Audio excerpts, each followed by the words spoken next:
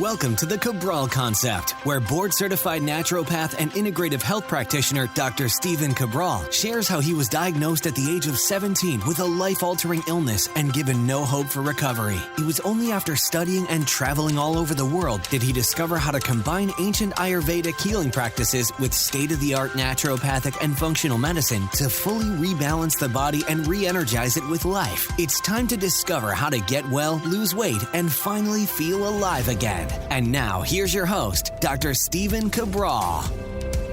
Hi, everyone, and welcome back to the show. Great to be here with you once again on this Wellness and Weight Loss Wednesday, where we will be talking about vitamin C's surge in popularity once again.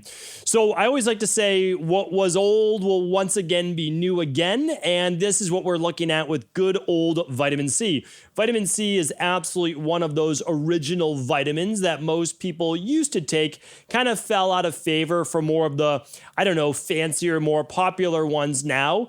And what I'd like to say is I'm really happy now that vitamin C is getting the due it has always deserved. And that is because, simply put, humans are not able to make their own vitamin C. We need to get it not every week, but we need to actually get it on a daily basis.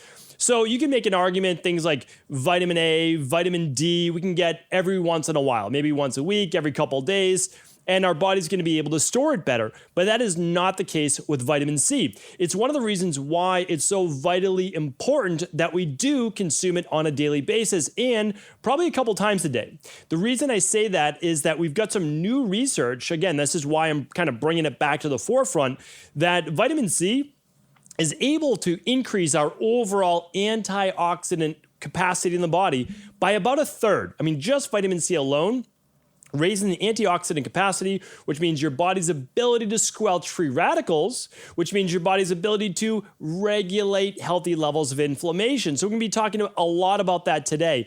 And honestly, how simple it is to get from food or supplementation. And I always recommend food and supplementation, not just one or the other, because supplementation is not going to work that great without the food, and the food can always use a bigger boost since we know, due to soil degradation, etc., that there's less vitamin C in our foods nowadays. So I always like to say there's a safeguard that you can use, but we don't need to go overboard either. So I want to take you through all of that today. Really, we're going to be talking about its effects as a potent natural immune and inflammation balancer, and why that affects almost every area or causes of mortality as well. But just in case you haven't tuned into my previous viral-based podcast or some of the Friday reviews where I've been going over the research, one of the reasons why vitamin C is surging in popularity once again is that we've seen a brand new study come out showing that multivitamins, so a good activated multivitamin, that contains vitamin C, that contains zinc, and I would say vitamin D in there as well. But what we saw from those studies, happy to link it up again today. Just head over to stephencabral.com/1741, and I'll link up the research. But what I want to state right out of the gates is that there's not a vitamin that I know of that's been proven right now to say you're not going to get this virus or you're not going to get this cold because you take these particular vitamins. Now, anecdotal evidence from many, many people show that they don't get it or they're asymptomatic when they have decent amounts of zinc, vitamin C, vitamin E, vitamin D in their body, right? All the good nutrients that the body needs. And that makes sense because your body's better able to adapt to any stress, and that includes using your immune system to fight off all sorts of pathogens. But, having the vitamin C, the vitamin D, the zinc, etc., doesn't stop a pathogen like a virus from being breathed in from you through your nose, through your mouth, or touching your eyes, right? So it doesn't stop that. But what we need to understand is that we know that it can help prevent the bigger symptoms. So what do I want to share with you? Well, here's the thing. Let's say you get the virus. Let's say that you get a cold. Well, we know that having adequate levels of vitamin C and other nutrients enables your body to have mild to moderate symptoms easily, right? You could get better in a couple days, and we'll talk about that in just a second, versus moderate to severe if you don't have adequate levels of vitamin C, zinc, etc. So here's what else they found. The viral-based issues, cold-based issues, infections would last 7 to 10 days in people with lower levels of vitamin C and they would only last 3 to 4 days with adequate levels of vitamin C. So that's why, this type of research just shows, and again, it's why I always go back to, I understand, listen, there's a time and place for conventional medicine and a time and place for natural health. You should listen to both. But please, it's very difficult to listen to conventionally medicine trained doctors talk about nutritional supplements when that's not where that education lies. It doesn't mean that they're not brilliant. It just means that them, especially in the beginning, saying there's no truth in saying that vitamin C, these things aren't going to help. Well, they've already been proven out to help, and they'll be proven to in the future. And here's why. It has to do with homeostatic regulation of the body. It has to do with creating equilibrium in the body so that these cytokines that are produced or inflammatory markers in the body are better regulated. And they're better regulated because the body's not under such high oxidative stress, much of which I even talked about yesterday. Specifically at, just making sure, on the 11 root causes of lower thyroid levels and symptoms. And much of that had to do with oxidative stress as well. And the body naturally produces oxidative stress. So I just want to throw that out there. Your body during digestion, or let's just go back to yesterday's show, which is one of the 11 root causes, when your body makes thyroid hormone in the thyroid itself, right, as it's starting to produce T4 and a little bit of T3, what happens is there is an oxidative process that happens. Well, using a nutrient such as selenium that can act as an antioxidant with vitamin C and vitamin E actually has been shown to reduce the free radical damage and inflammation of the thyroid. So we know vitamin C helps the thyroid in many, many ways. It helps the adrenal glands. So again, please listen to your integrative health practitioners, listen to your naturopathic doctors, listen to natural health nutritionists, biochemists when they're talking about these things, because I just want to make sure that you're getting both sides. We need to listen to conventional medicine wisdom, and we need to listen to natural health wisdom, but don't listen to me when it comes to talking about open heart surgery and emergency room medicine. That's not my specialty, and I won't step out of my lane. I'm going to always say, hey, what do the experts say in that? I'm absolutely trying to bring you all of their advice as well. Okay, let's get into vitamin C, and I want you to know by the end of this show why, if you and your loved ones aren't taking an inexpensive vitamin C-based supplement that you should, but also you should be getting through whole food nutrition. And I'm going to tell you at the end why the two work really well combined together. I've been wearing my blue blockers a lot more lately. For whatever reason, I don't know. Well, actually, I know the reason. It's getting darker out already, believe it or not, in the Northeast. The sun's setting before 6 p.m. It's crazy. So between that and staring at a bright screen, a little bit more eye strain. And so I'm not thrilled about that. Of course, I've been doing a lot more research with the virus and a lot more things. But I think I'm going to have to go back to again, using my blue blockers, but upping my my book reading instead of just online as well, my actual books. Okay, so let's get into this though. So we are looking at vitamin C helping right now. I want to share this with you. I'm going to share with you about a half a dozen great research on vitamin C, great research studies. So one of the ways that I talked about why it works so well is it works powerfully as an antioxidant. So as an antioxidant, it helps to squelch free radicals. And what are free radicals? Basically, they're molecules within the body that need another oxygen-based molecule, or they need an electron in order to be able to become stabilized.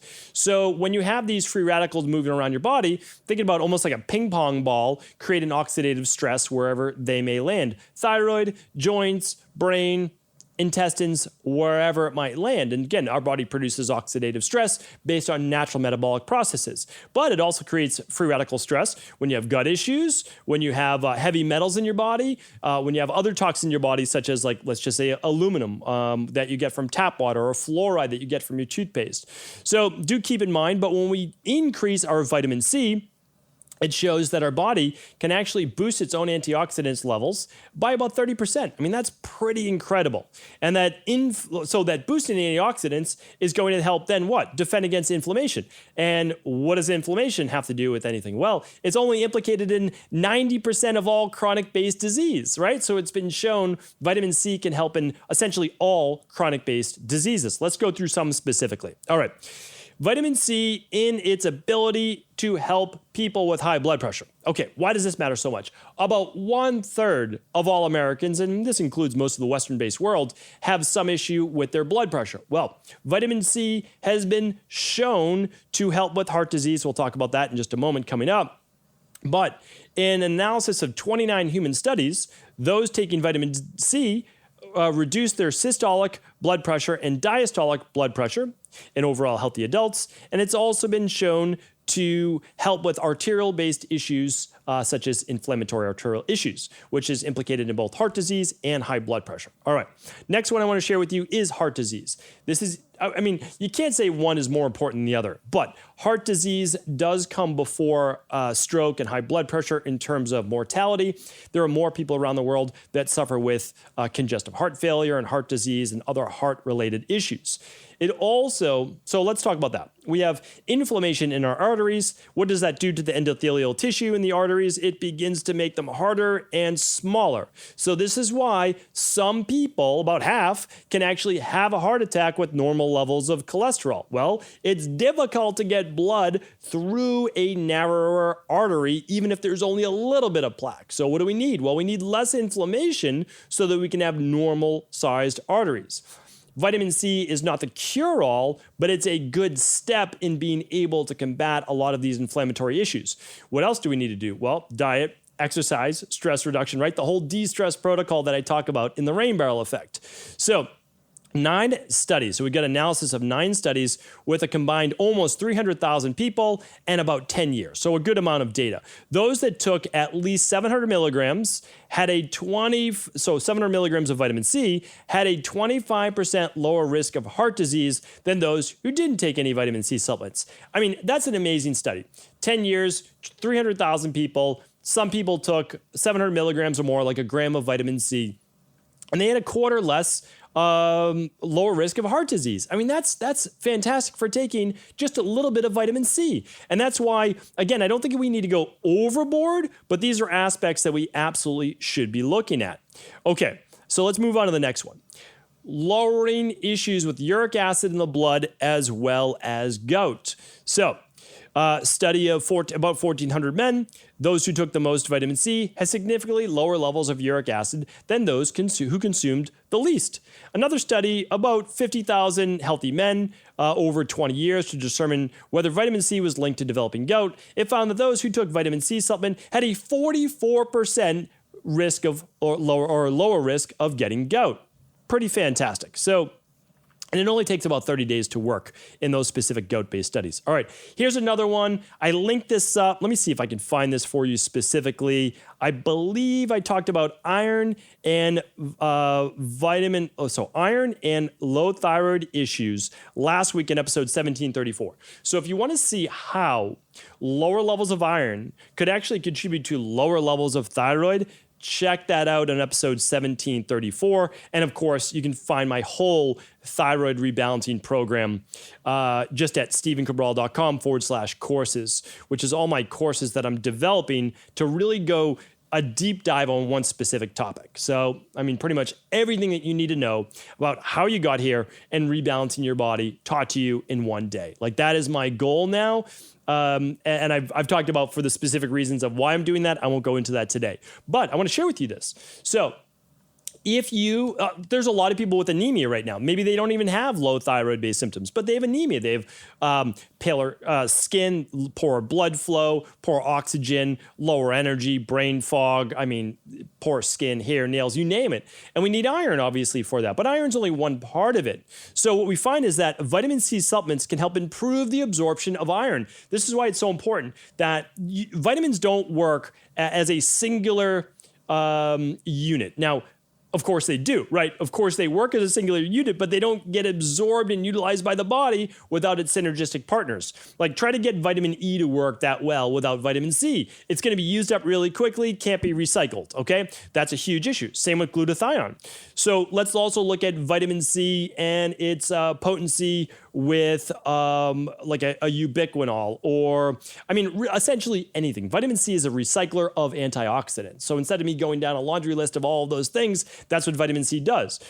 important because, sure, in its own right, it boosts antioxidants. It's great, but it actually works as a huge synergist with iron, with vitamin E, and with all the B complex, with a lot of other nutrients in your body that the adrenals use. So that's why I say to people, yes, use extra iron if you need it. Use extra B vitamin complex if you need it. Use your B12, great. But use it with vitamin C. And it's one of those things where vitamin D, people are always talking about, well, I took vitamin D and I didn't really raise my levels. Well, it could be because you're lacking in vitamin C, you're lacking in your calcium, magnesium, you're lacking in your vitamin K. Again, all of those can be gotten from a good daily nutritional support shake or daily activated multi. We don't need to go overboard. Like, that's what I'm also trying to drive home. We don't need mega doses. And if you're using a mega dose to get absorption, you should look at the cofactors. So you don't need 10,000 IUs of vitamin D a day. If you're taking that much, I'm not an advocate of that much unless you're under supervised care and you're doing it for something very specific, right? But 4,000, 5,000 IUs a day for the average adult, sure. But if you need more than that, look at the cofactors for why your levels are not jumping up between 50 and 70 nanograms per milliliter on your blood work. Okay, so simply put, for iron, 100 milligrams of vitamin C has shown to improve iron absorption by 67%. That's a small amount of vitamin C, and it boosts iron absorption by 67%. I mean, it's unbelievable, right? But when are you ever told that? I already talked a little bit about immunity, but let me give you another couple studies here. Studies shown that taking vitamin C has shortened wound healing time. Vitamin C or low vitamin C has been linked to poor health outcomes overall. Vitamin C is an antioxidant that helps strengthen the skin barriers to not let pathogens through the skin itself, helps encourage the production of white blood cells known as lymphocytes and phagocytes, which help fight off infections in the body. So again, pretty incredible. The next one and last one I'm going to share with you here today is this. A lot of people worried about Alzheimer's, dementia, and other brain-related issues. And again, rightly so, because we see that on the rise. Well, one of the issues that we look at with brain-based deterioration is like anything else in the body. We're looking at it from an inflammatory component as well, and oxidative stress. But again, oxidative stress creates inflammation. So vitamin C is a strong antioxidant, this study goes on to say, and lower levels have been actually shown to impaired ability to think, lower cognitive importance, a lower cognitive ability, your ability to actually recall memories, like my issue right there, as well as just recall and remembering. More studies have actually shown that people with dementia have lower blood levels of vitamin C, and high vitamin C from food or supplements has been shown to have a protective effect on thinking and memory as we age. Again, I'm going to link up these studies for you here today, but I wanted you to actually see this, and I wanted you to know that although maybe boring, maybe not the most exciting anti-aging or wellness-based vitamin, it's a cornerstone. So there's a few cornerstones that you need in your life right now, especially during these times. And if you're not taking a little bit extra zinc, if you're not taking vitamin D just at normal levels, because it's a fat-soluble, right, vitamin. If you're not taking your vitamin C, I can't recommend it enough. Now, how do we get this to make sure that it has all of its synergies? Well, pretty easy. First and foremost, use a good functional medicine activated multivitamin. If you're buying your multivitamin at a Costco, a BJ's, a Target, a wholesale place, the same place you buy your toilet paper and your toothpaste, it's not going to be a good multi. It's just not. It's not going to have the methylcobalamin. It's not going to have the methylated folate. It's going to be cheap. It really is. It's probably going to be cheap forms of calcium. It's probably going to contain, just magnesium oxide, not like a magnesium glycinate or lysinate or malate, right? It's not going to contain those. And it doesn't cost that much more. A good multivitamin is like $1 a day. Honestly, that's about all it is, right? So I use the daily nutritional support shake myself because it has all that and much more. Detox factors, electrolytes, excuse me, 15 grams of hypoallergenic vegan-based protein. So it's an all-in-one. And so that's what I do. You choose to do what you feel is right for you. Okay, so in that, you're going to get some vitamin C. You're going to get a little bit of vitamin D. You're going to get some zinc. You're just not going to go overboard. I call that the fail-safe. It makes sure that, yes, hopefully you are eating healthy foods, but you're probably not getting 100% of everything you need vitamin, mineral-wise in a day. So that's just kind of a safeguard. It's easy. It's not high dosage. Now, on top of that, I do recommend about about 1 gram of vitamin C per day on top of whatever your activated multivitamin or your daily nutritional support shake has. If you want to see what I use, what I recommend, you can go to equi.life. So it's equi.life. That's my practice. That's what I use. And again, even if you choose not to go with those specific nutritional supplements, you can always see what I'm using label-wise and then see if the ones that you're using basically match up. So again, I always want you to do what you feel is best for you, especially if you're working with another integrative health practitioner or whatever it might be. But I can tell you that these are trusted products, meaning they are quality assured. What's in the product, states in the product, is actually in the product. They've been third-party heavy metal tested, etc.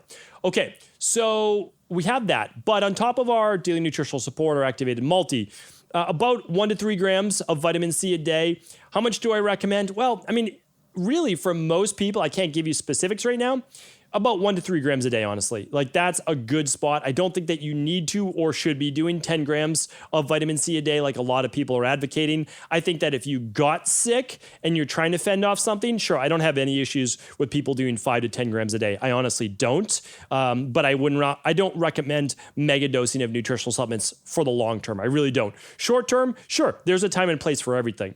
It's like zinc, okay? Zinc, keep it for adults, 50 milligrams or less per day total with all your nutritional supplements.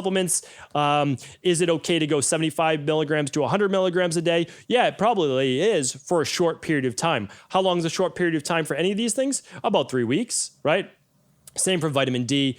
Keep that at about 4,000 to 5,000 IUs per day, about 35 IUs per pound of body weight for children and adults if you're not maintaining a tan. Like, that's the thing. A tan typically makes sure that you're getting your vitamin D levels up. If you're not, well, you're not. Like, that's why I say in the summer, you still probably need vitamin D because you might not be getting a tan.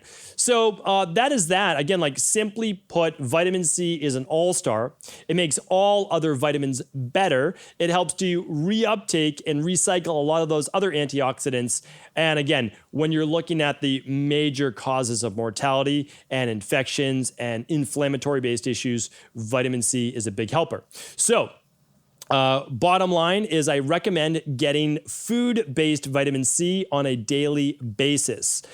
Simply put, and very easily, you can get your vitamin C from things like or orange peppers, from kiwi, from citrus-based fruits, from broccoli, from things like strawberries and grapefruits, and you can get them from kale and your Brussels sprouts. So, like, there's great ways to get it, and I recommend that. That's your food form of vitamin C.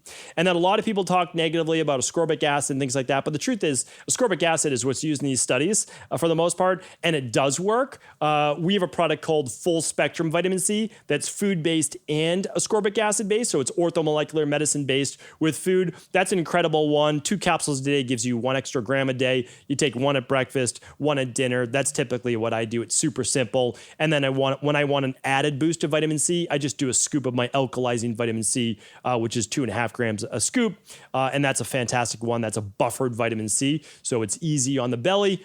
But again, it's really easy. You get your full spectrum vitamin C from food. You add on a little extra vitamin C from your nutritional supplements. And again, then that's your safeguard. It's not preventing disease. I'm not saying that. It's not preventing you from getting the virus. But what it's doing is vitamin C is helping you with inflammation. It's helping you with immunity. And it's keeping your body healthier and stronger so that when these things do enter your body, you're better able to deal with them. So hopefully today's show was helpful. Thank you so much for tuning in. And as always, if this was helpful, please do feel free to share this show with anyone you believe it could serve.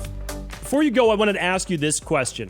What if I could teach you in just a couple of hours how to transform your thyroid, hormones, adrenal, cholesterol, blood pressure, blood sugar, weight loss, energy, mood, brain, pregnancy, anti-aging, or many other health-related issues? After 20 years in private practice, after seeing and overseeing 250,000 client appointments, I sincerely feel I have the real-world data and have found the answer you've been searching for. So what I've done is spent hundreds of hours of my own time refining what you need to know in order to uncover your underlying root cause health issues and then begin to rebalance the body and bring it back to a state of robust health and wellness.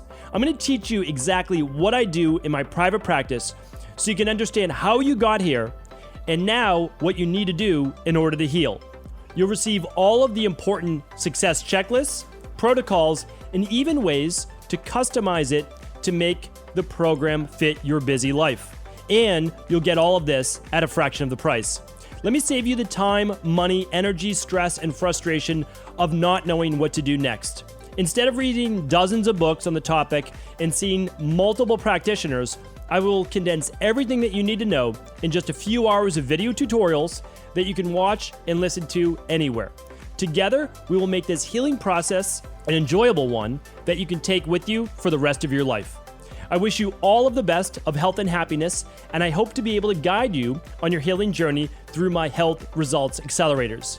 Simply choose the health imbalance you're currently suffering from, and by the end of today, you'll know what went wrong and how to get well again. I guarantee it.